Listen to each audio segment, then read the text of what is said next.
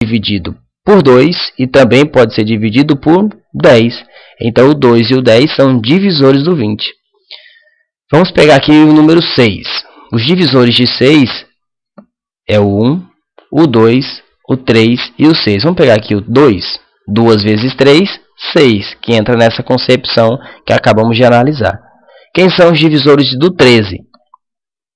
Os divisores positivos, perdão. É o número 1 e o próprio 13. O 13 não pode ser divisível por 2, por 3 e assim até o 11. Ou seja, se formos analisar aqui, o número 1 ele é divisor dos dois números. E o 6 tem como divisor o próprio 6 e tem como divisor o 13. Então, todos os valores positivos ao qual estamos analisando tem como divisor o número 1 e tem como divisor ele próprio. Agora, caso ele tenha apenas o número 1 e ele próprio como divisor, ele é considerado um número primo. Então, nesse caso, o número 6 não pode ser primo, porque além do número 1 e do número 6, que é ele próprio, temos o número 2 e o número 3 entre os conjuntos de divisores. Já o 13 é um número primo, porque tem como divisor apenas o número 1 e ele próprio.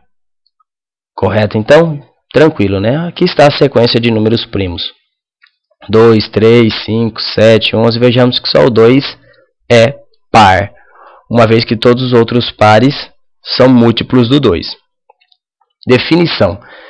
Dois números m e n são primos entre si se admitirem apenas o número 1 como divisor comum. Então, vamos fazer um teste aqui entre o 3 e o 50 e verificar se eles são primos entre si. Os divisores do 3 é 1 e 3. Os divisores do 50, 1, 2, 5 e 10. E vamos considerar aqui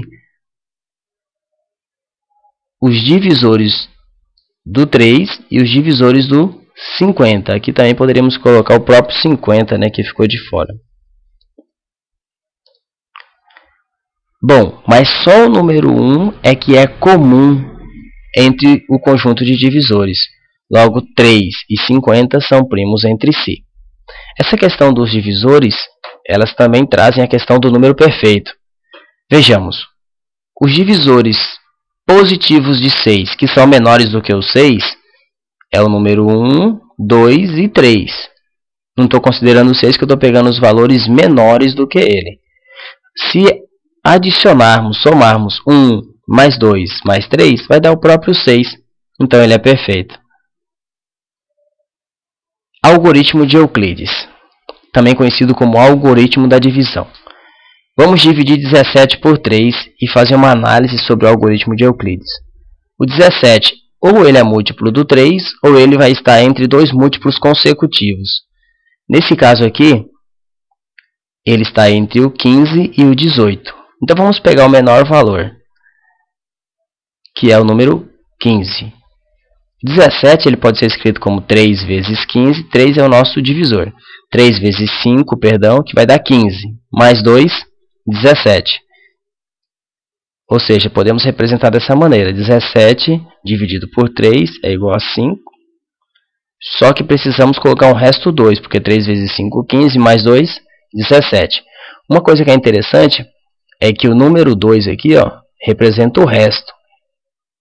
Se a divisão fosse exata, esse resto seria 0. Então, o valor mínimo que podemos obter é o 0. E esse valor ele nunca vai ser maior do que o nosso divisor. Porque se ele fosse maior, era possível continuar a divisão. Então, 0 é menor ou igual ao resto da divisão. E o resto da divisão ele tem que ser sempre menor que o divisor. Naquele caso ali, 0 é menor ou igual a 2 e 2 é menor do que 3. Correto? Agora, vamos efetuar a divisão do 18 por 7. Bom, 7, se pegarmos os seus múltiplos, desculpa, vamos colocar aqui, né? Menos 18, para ficar melhor caracterizado. Os múltiplos negativos do 7 é o menos 35, menos 28, menos 21, menos 14, menos 7. Então, menos 18... ele vai ficar entre dois múltiplos, que é o menos 21 e o menos 14. Considerando o menor, nós temos o menos 21. Então, menos 18 pode ser escrito como menos 3 vezes 7, que vai dar menos 21, mais 3 para chegarmos no 18. Então, menos 18 dividido por 7 vai dar menos 3.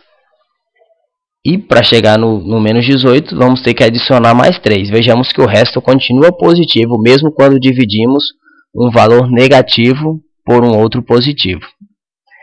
Então, fechamos a ideia.